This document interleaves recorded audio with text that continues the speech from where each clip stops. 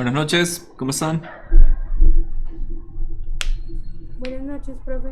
Hola Esmeralda, ¿cómo estás? Buenas noches, profe. Hola Buenas Valeria, noches, profe. hola Daniel, Eddie, ¿cómo estás? Jordan, ¿cómo van? ¿Alguno está perdido que no sepa qué estamos haciendo? Pregunto, no crean, hay gente que llega hasta el final. Bueno, camarita.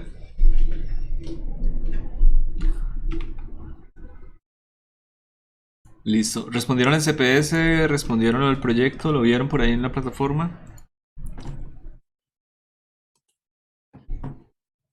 Sí, señor. Listo.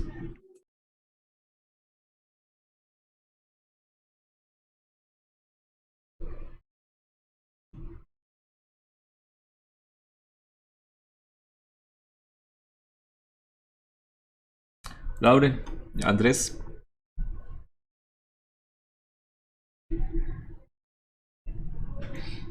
más Andrés. ¿Y Lauren? ¿Está por ahí?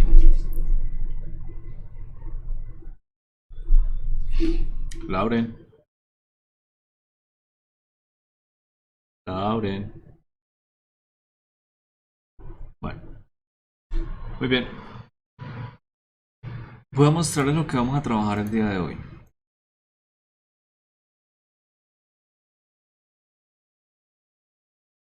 Listo. Vamos a responder unas preguntitas corticas antes de virar a un tema que nos va a servir bastante. Dame un segundito a ver si Lauren ya me escucha o no me escucha. Lauren, ¿me escuchas? Sí, profe, ya un momento, ya es que se me había descargado el celular, pero ya me conecto con la cámara. Dale. Bien. Primera pregunta. ¿Qué cantidades se necesitan para conocer la velocidad y la posición de una partícula en cualquier instante? La B, creo. La B es la B. Ok. Sí, la B. Miren lo que nosotros tenemos acceso con la manera diferencial de las ecuaciones. Es decir, cuando yo llego, es que de pronto están mirando en mi cámara. Cuando yo llego y calculo la velocidad como la derivada de la posición con respecto al tiempo. ¿Listo? Cuando yo calculo la derivada de una función, automáticamente yo tengo la velocidad. Es decir, aquí no me falta nada. Y lo mismo puedo decir de otra ecuación, la ecuación de aceleración, ya que la aceleración es simplemente la derivada de la velocidad con respecto al tiempo. Esas son dos ecuaciones diferenciales que me describen a mí toda la cinemática de un cuerpo. Pero miren el orden. Para llegar a la gráfica de velocidad necesito la posición. Para llegar a la gráfica de aceleración necesito la velocidad. Es decir, voy posición, velocidad y aceleración. Izquierda, derecha.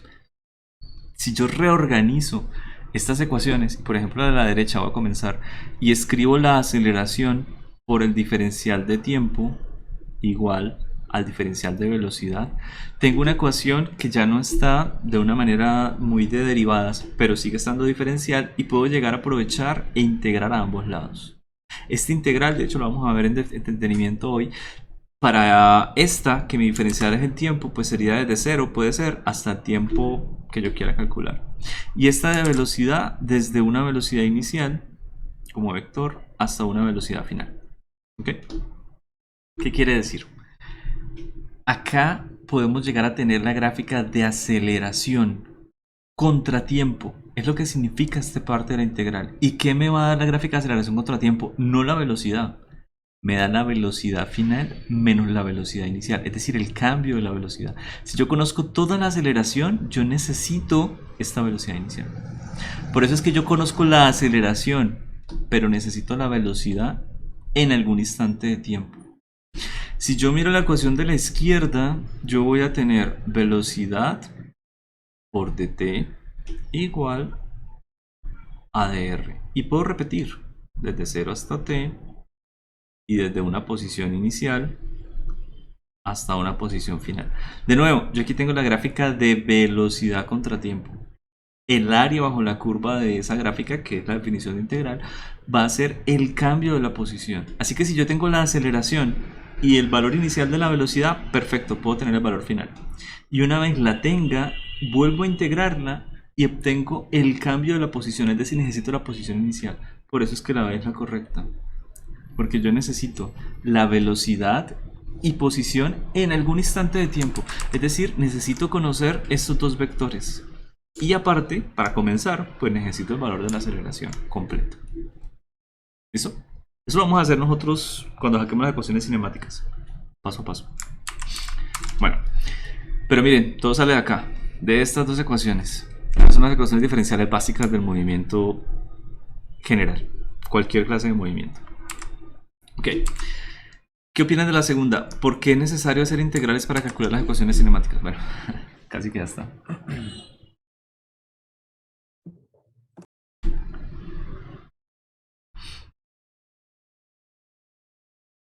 ¿Qué opinan? Esto, la D.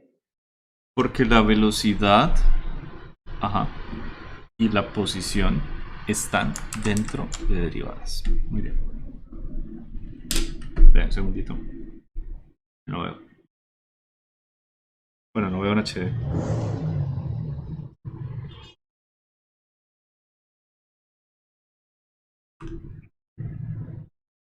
Listo.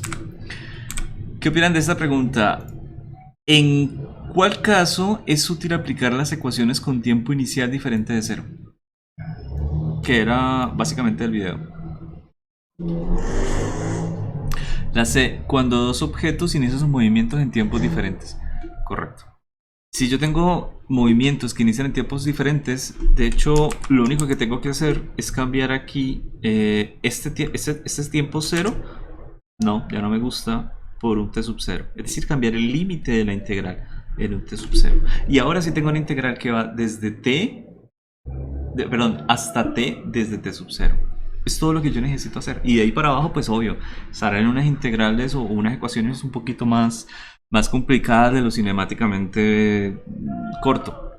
Pero no son tan locas, por así decirlo. Es todo lo que yo necesito saber. Cambiar ese tiempo inicial. ¿Y en qué caso es útil aplicar las ecuaciones con un tiempo inicial igual a 0? Cuando solo queremos describir un objeto, y aquí yo le podría de pronto una opción, o los objetos comienzan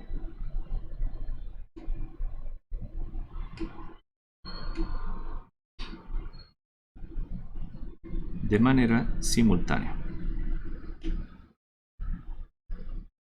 Por ejemplo, tengo un objeto cayendo, caída libre, y quiero golpearlo con uno parabólico.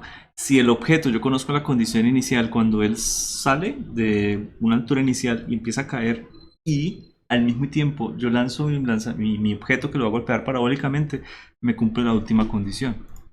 Es decir, los objetos comienzan de manera simultánea. No necesito llegar y esperar a que alguno de ellos golpee pase algún tiempo determinado, algo por el estilo. No, mis dos movimientos van a comenzar al mismo tiempo. Así que se puede llegar a dar ese caso. Bueno, hoy y en preparación para lo que viene aquí en adelante, vamos a mirar el siguiente tema.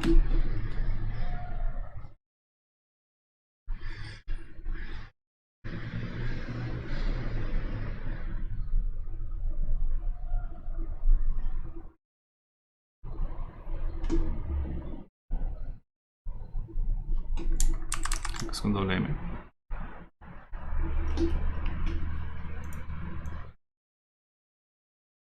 ¿Listo? Bien. Yo tengo acá un eje cartesiano. Quiero hacerlo de una manera muy general. Así que mi eje horizontal lo voy a llamar simplemente X, una variable. Y el eje vertical lo voy a llamar que es un eje que me depende de X. Un eje f de X. Ok. Este eje me va a encapsular lo siguiente. Una función cualquiera. Hago una función rápidamente. Quedó final feo. Bueno, esa función que está ahí. Esa es la que quería que me quedara más bonito. Bueno, tengo esa función. El problema, como yo lo quiero plantear, es el problema de encontrar esta función, qué área tiene bajo la curva. Cuando nosotros hablamos de un área bajo la curva, es qué área hay desde ella hasta el eje X. Lo único que yo necesito hacer es saber desde dónde quiero encontrar el área bajo la curva. Así que es muy normal establecer un punto que lo voy a llamar x sub 0 y un punto final que lo voy a llamar un x sub n. ¿Por qué? Porque yo voy a dividir todo esto en diferentes puntos. Por ejemplo, si ese es mi x sub 0, yo podría llegar a poner este punto como un x sub 1. ¿Listo? Aquí yo tengo una diferencia de puntos. Si yo quiero hallar el área sobre esa función, lo único que necesitaría hacer es hacer un cuadrito. Por ejemplo, quiero llegar y comenzar y hacer aquí un rectángulo que va hasta este punto. Y no me interesa mucho que de arriba me esté faltando un pedacito de la función. ¿Qué punto sería esa que encerré? Ah, pues esa es la función evaluada en f de x sub 0. Si yo quiero calcular ese valor de esa área que está encerrada en el cuadrito, supongamos que esa la voy a llamar un área 0, puede ser. Pues mi definición para encontrar esta área va a ser la siguiente. Esa área 0, así como cualquier otra área, va a ser igual a la base por una altura. Todo lo que tengo que encontrar es una forma de hallar una base y una altura. No es más. ¿Qué sería mi base? Pues mi base normalmente lo podemos definir como la resta de estos dos, es decir, una diferencia de las dos medidas de x, un delta de x. ¿Qué va a ser ese delta de x? Así como está definido allá, pues sería x1, el valor siguiente, menos el valor anterior. x1 menos x0. ¿Cómo voy a llamar esta delta de x? Podría llamarlo como el primer valor, es decir, mi primer delta de x. ¿De acuerdo? El delta de x0. ¿Qué sería mi altura? De hecho ya está. Es la función evaluada en x sub 0. Y ya. Ya tengo mi primer área. Es decir, la primera área que yo voy a calcular va a ser delta de x0 por una función x sub 0. ¿Listo? Esa es la definición de área. Una base por una altura de un rectangulito. Bueno. ¿Qué pasa si yo quiero calcular la siguiente? Voy a tomar la altura a la cual llega x1. Es decir, esta sería la función evaluada en x1. Y lo voy a multiplicar por otro delta. ¿Listo? Y esa supongamos que va a ser x2. Ok. Es decir, mi segunda área, repitiendo los mismos cuentos, los mismos cálculos, perdón, me quedaría como área 1 igual a delta de x1 por f de x1. Y si quieren ver qué sería ese delta de x1, pues ya veo que empieza a seguir un patrón, ¿no? Es el valor siguiente menos el valor anterior. Así que este sería x2 menos x1. ¿Está claro lo que estoy haciendo?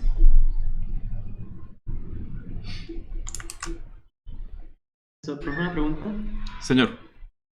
¿Qué pasa cuando al subir, como que por ejemplo ahí en X1, usted sube hasta donde toca la función? Sí, porque no conozco el valor anterior. Y si al ir hacia la derecha, esto, o sea, digamos, está por encima de la función, ¿cómo entender? Ok. Voy a seguir dividiendo esto en intervalos, ahorita escribo la base, ¿listo? Este sería 4 y baja. Este sería otra vez 4 y baja. El siguiente lo quiero hacer en 5. Es decir, quiero que esa base sea un poquito más grande de las otras. ¿Sí lo ves? Quiero que la siguiente sea en 3. Ah, perdón. Creo que me fui muy arriba acá. Para no me reír. Ok, hasta abajo. El siguiente quiero que sea solamente en 3. Listo.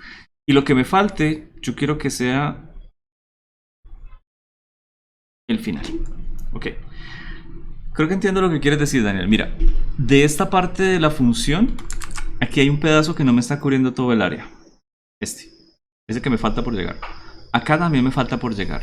Acá me está sobrando un pedacito minúsculo arriba, pero me sobra. Aquí me está sobrando un pedacito más, un poquito más grande. Aquí me está sobrando este pedacito diminuto. Por aquí me falta este para llegar. Y acá me falta todo este para llegar. Es decir, no todas las áreas me están cubriendo todo el intervalo, pero yo estoy siendo consistente. ¿Qué quiere decir? Que siempre estoy evaluando la función en el lado izquierdo y la derecha hasta donde llegué. Por eso es que me está faltando un pedazo. Estoy evaluando en el lado izquierdo, estoy evaluando en el lado izquierdo, en el lado izquierdo, en el lado izquierdo, en el lado izquierdo y en el lado izquierdo. ¿De acuerdo? ¿Qué pasa que aquí me falte área o que aquí me sobre área? No pasa nada. No pasa absolutamente nada. A menos que yo quiera calcular el área total, porque esa área total ya tenemos un pequeño problema. Pero bueno, antes de hablar de esa área quiero ponerle por supuesto aquí valores a esto, ¿no? Porque no está. Resulta que aquí tengo mi primer número, x0, x1, x2. Aquí podría tener x3, x4, x5, x6. Listo. Pero pues no quiero dibujar 10.000 valores. Quiero hacerlo de una manera muy automatizada. Es decir, quiero utilizar un poquito de álgebra. Quiero coger cualquier punto, y este me parece bueno, y decir, este es el punto iésimo. ¿Para qué? Para poder pararme en ese punto y decir que el siguiente punto, pues es el punto iésimo más 1. Y que el punto anterior es el punto iésimo menos 1. Esta es una notación de álgebra que es un poquitico más práctica que simplemente nombrar algo 10.000 veces cuando usted lo puede nombrar con un i y aplicar álgebra lineal. ¿Listo? ¿Qué pasa con esa transformación? Bueno, pues aquí esta función de arriba sería la función evaluada en x1, xi menos 1. Esta sería la función evaluada en x sub i. Esta sería función evaluada en x sub i más 1. Y así sucesivamente. Aquí me faltaron de hecho algunos valores, ¿no? Ya está como apeñuscado. Este es f de x2, por ejemplo. Y me falta evaluar, si es que lo necesito, y aquí no lo necesito, este punto. A este punto de aquí, bueno, este sigue siendo x bueno. No necesito evaluarlo. Bueno. Podemos seguir llamando las áreas. Sí, claro, esta sería el área 2. ¿Cómo se llamaría esta área? No sabemos. Pero esta, ¿cómo sería? ¿Área I? Área I. ¿Por qué? Porque esta área I me debe involucrar dos valores. ¿Cuáles valores? El valor I y el valor siguiente de I. Es decir, si yo quiero escribir qué sería ese delta de x sub i, tendría que seguir la misma convención que vengo. El valor siguiente, x de i más 1, menos x de i. Y ya tengo mi delta de xi. ¿Qué más necesitaría? De pronto la función evaluada en x sub i. ¿Para qué hago esto? Para poder definir el área iésimo, que sería simplemente el producto de las dos cosas. Delta de xi por f de x. Así que sí, esa es el área i. Esta sería el área i más 1. Y esta sería el área, pues i menos 1. ¿De acuerdo? ¿Qué acabo de hacer? Acabo de definir en índices todas las áreas que hay. Bueno, esta sería a más 2, pero no importa. Lo que me lleva a mí a esta ecuación que tengo acá. Esta ecuación me dice que yo puedo calcular cualquier área solamente cambiando este índice. Quiero calcular el área 0. Pues aquí pongo 0, aquí pongo 0 y aquí pongo 0. Y me cumple con esto. Sí, 0, 0, 0. Quiero calcular el área 1. Pues aquí pongo 1, aquí pongo 1, aquí pongo 1. Es decir, ya tengo una función que me permite a mí calcular cualquier área. Cualquier área, independiente usted de cómo haya puesto los intervalos de gruesitos, independiente usted de cómo haya puesto la altura. ¿Son exactas? No. Y ahí es donde está el problema. Que si yo quiero calcular el área completa bajo la curva, en un mundo ideal yo podría llegar a hacer esto. El área completa bajo la curva debería ser igual a la sumatoria desde i, en este caso igual a 0, hasta todos los intervalos, los n intervalos, es decir, hasta este valor de todas y cada una de las pequeñas áreas. Pero resulta que no es cierto. ¿Por qué? Porque aquí le faltó, aquí le faltó, aquí le sobró, aquí le sobró. Así que esa igualdad no se puede colocar. Se coloca como un valor aproximado. ¿Listo? Lo siguiente que podemos hacer es algo que ya hemos hecho nosotros para derivación. Es decir, escoger esta función y hacerle un pequeño ajuste, un pequeño acomodo. Recuerden ustedes que es esa a sub i. De hecho, aquí la tengo, venga, la copio.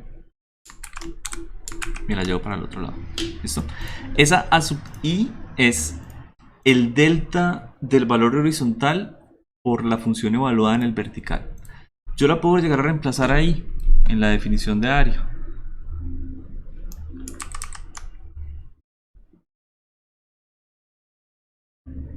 Sumatoria desde i igual a 0 hasta n de delta de xi hasta f de x sub i.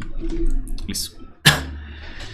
Este valor de n es un valor móvil. Lo único que yo sé es que cuando yo tenga n intervalos, pues debería aproximarme más o menos al área. ¿Cuál es el truquito que podemos hacer? Uno muy parecido como se utiliza para la derivación. Y es que estos intervalos no tienen por qué ser tan grandes. Estos intervalos pueden ser muy pequeñitos. Lo más pequeñito posible. ¿Cómo lo hacemos? Ah, pues aquí hay algo que me está controlando los intervalos. Y son estos delta de x. Miren, delta de x, valor final menos inicial. Perfecto. Yo puedo llegar a ordenarle al álgebra, decirle, hey, yo quiero calcular esa sumatoria, pero cuando estos delta de x, estos delta de x tiendan a un valor muy cercano a 0. Es decir, yo puedo llegar y decir que quiero el valor cuando el límite de cada uno de esos delta de x tienda a 0. ¿De qué? De esto. Es decir, le voy a aplicar el límite a la sumatoria. A la sumatoria desde i igual a 0 hasta n de cada uno de los intervalos delta de i por f de x sub i. Y esto, si ya me tiende a 0, sí es igual al área. Esa es la definición integral. No es más. ¿Qué es lo que estamos haciendo? Estamos haciendo una sumatoria. Estamos sumando rectángulos. A veces numéricamente se suman trapecios. A veces se suman funciones de orden 1, de orden 2. Es decir, se suman líneas, se suman cuadráticas. Son diferentes valores numéricos para diferentes métodos numéricos, pero nosotros estamos viendo algo algebraico. Quiere decir que cuando nosotros aplicamos este límite, cuando ese intervalo tiende a 0, podemos llegar a una solución teórica. Hay una última aproximación que nos conviene hacer, bueno, de hecho dos que nos conviene hacer, y es la siguiente. Voy a escribir la misma área igual a ese mismo límite cuando los delta de x tienden a 0. ¿Qué pasó con el subíndice? Bueno, resulta que nosotros, yo considero un subíndice porque, digamos, estos intervalos tienen 4, ¿no? 4 unidades. Este tiene 4, este tiene 4, este tiene 4, este tiene 5, este tiene solo 3, este vuelve a tener 4. Cuando yo digo que todos estos intervalos se acercan a 0, estoy diciendo que todos y cada uno de los intervalos se vuelve 0 en el infinito. ¿Es 0 exactamente? No, valor muy chiquitico. Es como llegar y usted ser un gigante y que le pidan comparar el tamaño de una hormiga con otra. ¿Usted qué va a decir? Pues que todas las hormigas miden igual, porque son infinitamente pequeñas. Tienden a ser la misma hormiga porque en el 0 todos somos iguales. Es decir, si todos somos igualmente insignificantes, se puede llegar a decir que todos somos iguales. La visión tipológica de Dios. Bueno. Es decir, yo no necesito distinguir un intervalo del siguiente porque todos son igualmente pequeños. Es una primera buena aproximación. Hacer que todos los intervalos sean tan insignificantes y cercanos a 0, que básicamente no necesito distinguir uno del otro. Así que ya no necesito la notación de índice. Todos los intervalos son igualmente chiquitos, cercanos a 0. Y sigo teniendo por acá mi notación, pero para esta función. Voy a colocarla primero. F de x sub i. Y ya mis intervalos son constantes. Constantes, pero tienden a 0. ¿Listo? Esto que tengo de la izquierda es la definición de integral. Ahí ya está la integral. ¿Por qué? Ya está la sumatoria. Ya está esto, primera parte, más esto, el diferencial y el lado donde yo estoy volviendo mi diferencial infinitamente pequeño. Es decir, estoy volviendo la dimensión de x infinitamente pequeño. Y están mis límites. ¿Cuáles son los límites? Cuando x valga 0 y cuando x valga n. Pero en lugar de escribir todo esto, pues los matemáticos escriben esta área bajo la curva como una S, que me representa la sumatoria. Colocan el de x como la dimensión en la cual yo tengo un diferencial o una suma infinitamente pequeña, muy cercana a 0, y en lugar de escribir, bueno, y igual a 0, es decir, x reemplazándolo en 0, pues lo colocan acá, x reemplazando en 0. Y cuando x valga n, pues lo colocan acá. Digamos que n ya no tiene sentido, ¿no? Porque ¿qué tanto intervalo vamos a tener? Infinitos. Pueden llegar a dividir esto en infinitos intervalos, así que pongámosle simplemente un x final. Y finalmente la función que vamos a integrar, f de x. Esto que está a la izquierda es igualito a la derecha. Esto es simplemente notación. Y todas las propiedades que vienen de ella, de hecho, no es malo olvidar de dónde vienen. Todas estas propiedades vienen un poquito de la definición de suma. ¿Por qué? Porque cuando usted tiene una suma de integrales, usted lo que tiene es una suma de sumas. Y la suma de sumas es la suma de la suma. O sea, se puede llegar a reorganizar de esa manera, pensando en que una integral es simplemente una suma. Ahorita vamos a ver un ejemplo de eso. Bueno, hay muchas propiedades de esta integral y muchos teoremas. Por ejemplo, está el teorema fundamental del cálculo. El teorema fundamental del cálculo me dice, oiga, yo todavía no sé qué da eso, pero yo le garantizo que cuando usted, si tiene una integral de esta manera, f de x por dx, usted lo va a resolver. En algún momento va a saber qué función es la que le cumple, que me modela el área bajo la curva. Y esa función, para que sea la función exacta, es decir, la pongo en mayúscula porque ya es la función resuelta, es decir, es la función integrada, usted lo único que tiene que hacer es evaluarla entre los puntos iniciales y el punto final. ¿Y queda eso? Pues la función evaluada en el punto final menos la función evaluada en el punto inicial. Ese es el teorema fundamental del cálculo. Me dice a mí cómo, si yo tengo una integral y de alguna manera la soluciono, de qué manera puedo llegar a evaluar los valores finales e iniciales. Y es bastante útil conocerlo.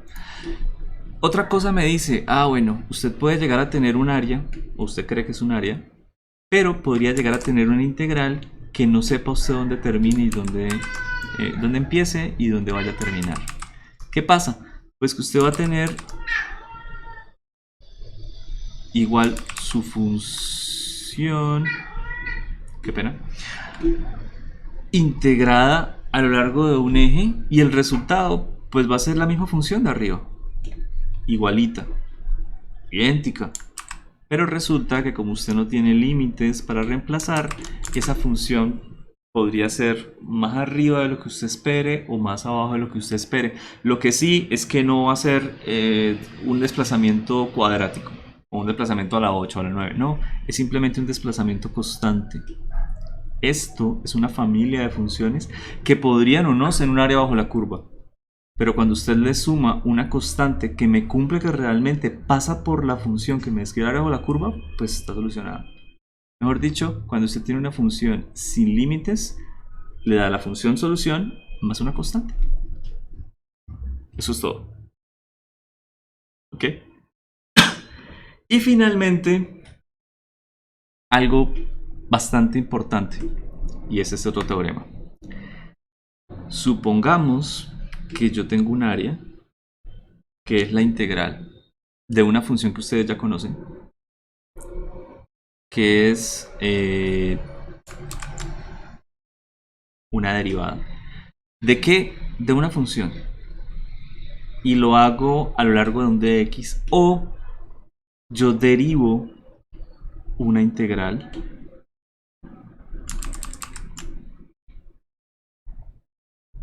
de una función de x, sin importar cuál de las dos yo tenga. Es decir, si yo tengo la integral de una derivada que se está derivando con respecto al mismo eje que usted está integrando, o deriva una integral, de nuevo, que se está integrando con el mismo eje que usted está derivando, sin importar cuál de estas dos tenga,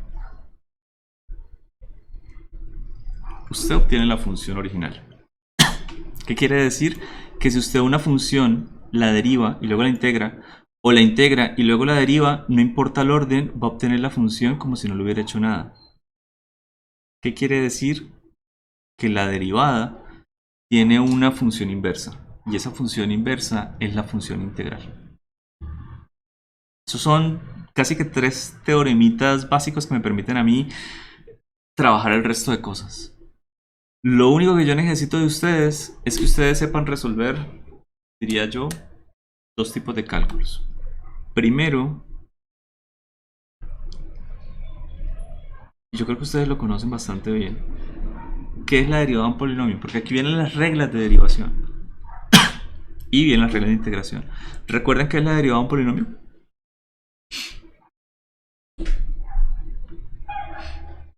De manera general, aquí estoy derivando un polinomio que está elevado a la n, a una x a la n. ¿Qué pasa con este n? ¿Me acuerdo? Se baja. Ok, baja a acompañar a la x. ¿Y cuánto me queda al Y a la n menos 1. Exacto, la n pierde un grado del polinomio. Quiere decir que si yo tengo un n lineal, me queda a la 0.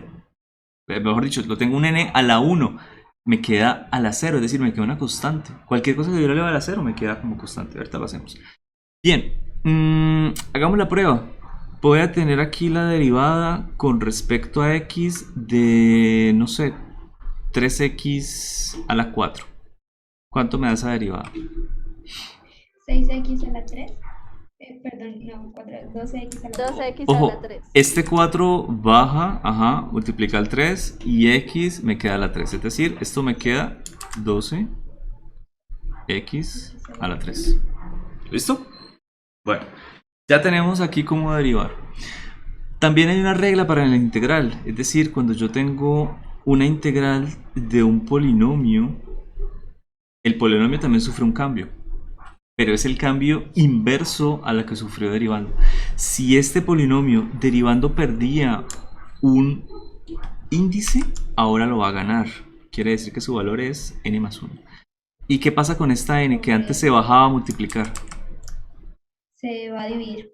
Se va a dividir. Y ya no sobre el valor, ojo, y ya no se divide sobre el valor sobre el valor anterior, se divide sobre el valor nuevo, es decir, n más 1.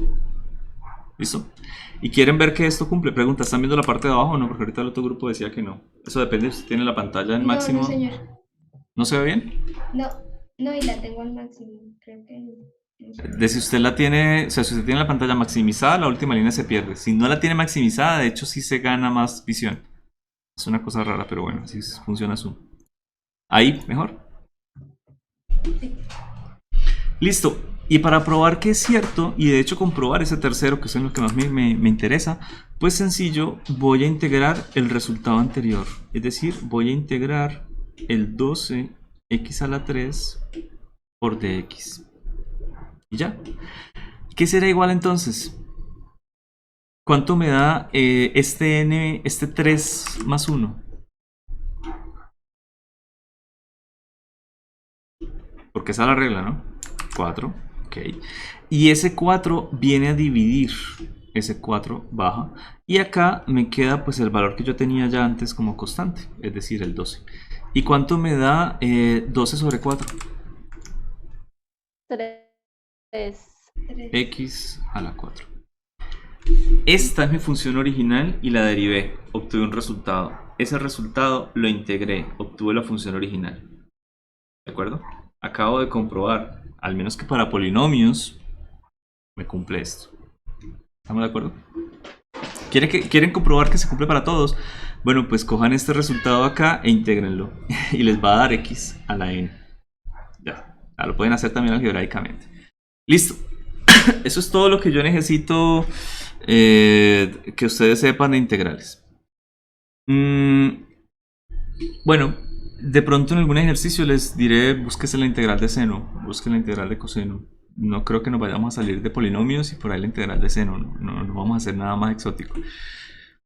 Y por suerte pues ustedes lo están viendo, ¿no? Y están viendo métodos de integración y de pronto están en integral numérica, es decir, esto lo vieron como sumas de Riemann, de pronto ya están viendo método de trapecio, están viendo método de Simpson, Simpson 3/4 compuesta, nada, no están viendo Simpson todavía, trapecio, suma de Riemann, ¿no? Sí, suma de Riemann, sí. Ok, ¿van hasta ahí? Bueno. Yo voy en el método de sustitución. ¿Métodos de sustitución? Bueno, va como rápido. Listo. Para métodos polinomiales no necesitamos nada de estas cosas. Necesitamos lo más sencillo del mundo. Bien. Voy a poner aquí una grafiquita, lo más elemental del mundo. Y voy a poner una función. Voy a ponerle aquí un eje, x. Y este el eje, fx. Voy a colocar aquí mi función que va a ser esta. Puede ser. Okay.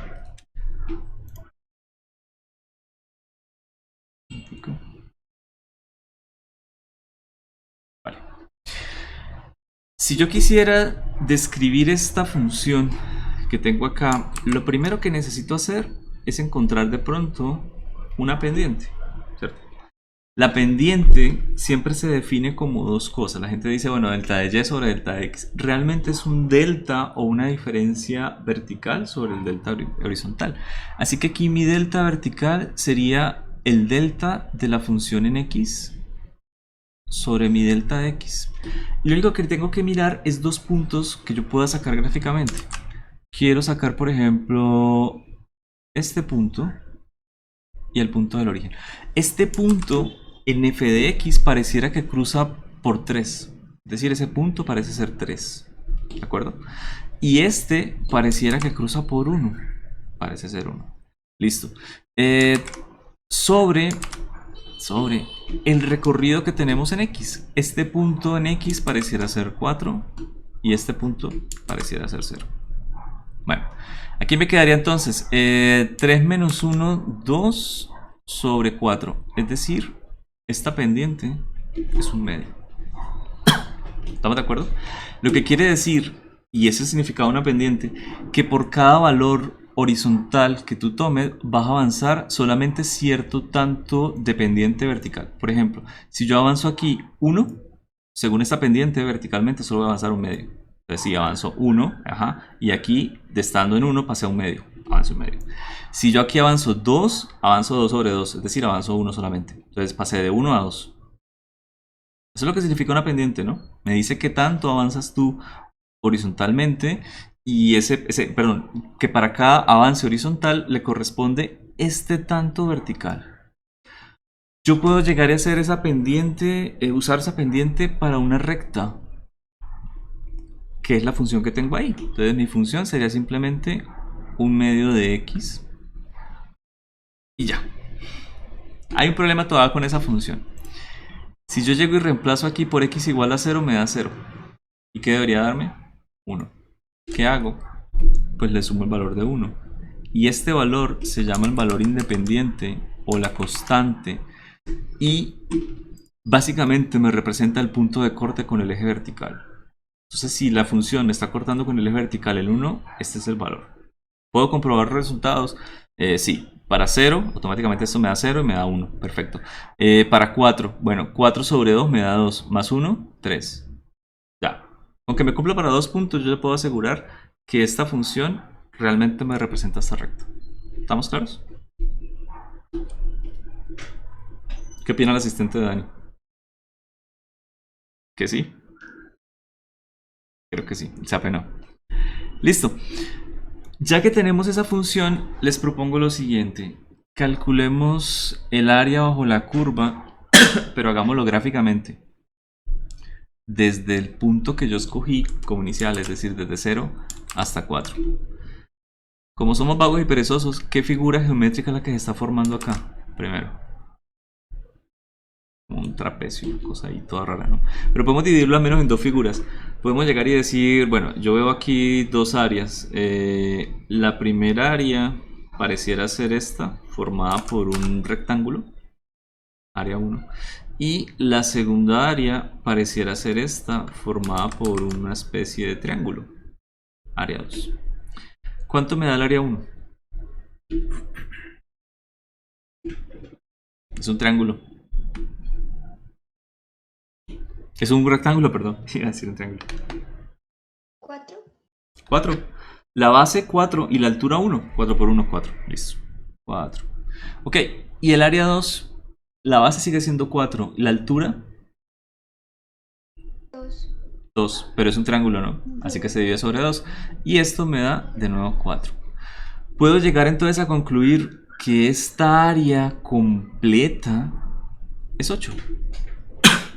¿Sí? ¿Estamos hasta ahí claros? Bueno, miremos si la definición que yo a ustedes le di de cálculo de áreas bajo la curva, que ya dijimos que es la integral y que ya sabemos cómo calcularla para un polinomio, y este es un polinomio de orden 1, también me da 8. Es decir, miremos si haciendo el cálculo de área como la integral de esta función de 1/2 de x más 1 en la dimensión de x, desde el valor inicial, ¿dónde comienza mi área? En 0. ¿Dónde termina mi área? En 4. ¿Es 8 o no? ¿Estamos de acuerdo? Es decir, vamos a hacer esa integral. Bueno, acá tenemos algo que yo les había mencionado brevemente. Esta es una suma. La suma de las sumas, porque aquí hay una suma adicional. Resulta que la suma de las sumas es la suma de la suma. Lo que acabo de decir está matemáticamente bien. Es decir, yo puedo llegar y coger esta área y separar la suma. Y no me va a afectar el orden. El separar esta suma y distribuirla en otra suma no me va a cambiar absolutamente nada. 1/2 de x por dx más la suma desde 0 hasta 4 de 1. Voy a ponerlo por acá. Por dx. Eso. Este 1 realmente ahorita lo quitamos. Bien. Resulta que cuando usted coge 3 y lo multiplica por 5 más 8 más 9 más 10, usted lo puede llegar a distribuir dentro de la suma, ¿no? O lo puede sacar de la sumatoria. O sea, si está por fuera como un paréntesis, usted lo mete dentro de la suma o lo saca de la suma como usted quiera. Este medio le pasa algo similar. Este medio puede salir de la suma o se puede quedar acá. A futuro lo vamos a dejar acá porque nos va a valer 5 verlo. Pero ahorita quiero ver esta x solita. Es decir, este medio lo puedo sacar de la sumatoria. Es decir, lo puedo sacar de la integral. Entonces me va a quedar que el área es igual a 1/2 que sale de la integral con sus límites de x por dx. Y eso es todo lo que tengo que hacer. Más, este es un 1. Este es un 1 multiplicado por dx. No necesito verlo ahí. Es un 1. 0 hasta 4 por la integral de dx. Ok. Necesitamos ahora recordar, básicamente, porque ya acabamos nuestro trabajo de integral, no estoy bromeando. ¿Cuánto me da la integral de x a la 1? Porque aquí está el 1 pintadito. X al cuadrado sobre 2. Perfecto. X al cuadrado sobre 2. ¿Evaluado entre dónde? El teorema que yo les mostré, entre 0 y 4. ¿Y qué voy a hacer después? Voy a evaluar esto primero en 4, menos evaluar esto en 0. Y ya está. Bueno, más, ¿cuánto es la integral de dx? Es decir, no se olviden de este 1. Este 1 sigue estando ahí en espíritu. ¿Cómo? Pues sencillo. Eso es x a la 0. ¿Qué pasa con un número cuando usted lo eleva a la 0? ¿cuánto le da? Cualquier número, el que sea, y usted lo eleva a la 0. 1. 1. Da 1. Quiere decir que esa integral de x a la 0, ¿a qué es igual? A X. A x sobre 1. Es decir, el 0 le sumas 1, pues te queda x a la 1. Sobre 1 te queda x, no es más. Por eso es que cuando nosotros hacemos la integral de dx, pues da x. La integral es bastante inclusiva. ¿Depende de x? No, ahora sí. Eso es lo que hace la integral. Coge una constante, aquí puede haber un 7, un 8, un 9, un número, no importa. ¿Depende de x? No, ahora sí. Tengo un polinomio de orden 1, pasa a ser de orden 2. Tengo un polinomio de orden 0, pasa a ser de orden 1. Siempre la integral está subiendo un orden al polinomio, inverso a lo que hace la derivada de bajarle un orden al polinomio. Si yo sigo integrando esto infinitamente, pues voy a tener polinomios cada vez más grandes, ¿no? La derivada sí tiene un límite, porque la derivada, por ejemplo, de una función lineal me da una constante. Y si derivo la constante, me da 0. Me gusta que veamos los polinomios como diferentes valores. Es decir, tenemos un polinomio con muchos órdenes posibles. El término a la 5, ¿no? El término a la 4, el término a la 3, el término a la 2, el término a la 1, el término a la 0 y más 0. Todo polinomio tiene esos términos. ¿Qué es el término a la 0? El valor que nosotros llamamos el valor constante del polinomio, ¿cierto? Tenemos un polinomio 3t cuadrado más 3t más 2. ¿Qué es el 2? Ah, pues el t a la 0. ¿Y dónde está el 0? Pues al final, déjeme ser feliz, déjeme sumarle más 0 al polinomio. ¿Para qué necesito ese 0? Para que al menos se vuelva 1 luego. Vamos a mirarlo más adelante. Bien, ya tengo aquí mi solución. Lo único que me falta es evaluar. Puedo llegar a hacer lo siguiente. Este 2 por este 2 me va a quedar 4, ¿no? Entonces me quedaría aquí 4, porque estoy reemplazando este 4 al cuadrado. Ok. Sobre estos 2 por 2, es decir, 4. Y recuerden cómo es el teorema. El valor final menos el valor inicial. Quiere decir que acá voy a restarle el valor inicial, 0, sobre 4. Eso es todo. Valor final menos inicial. Listo.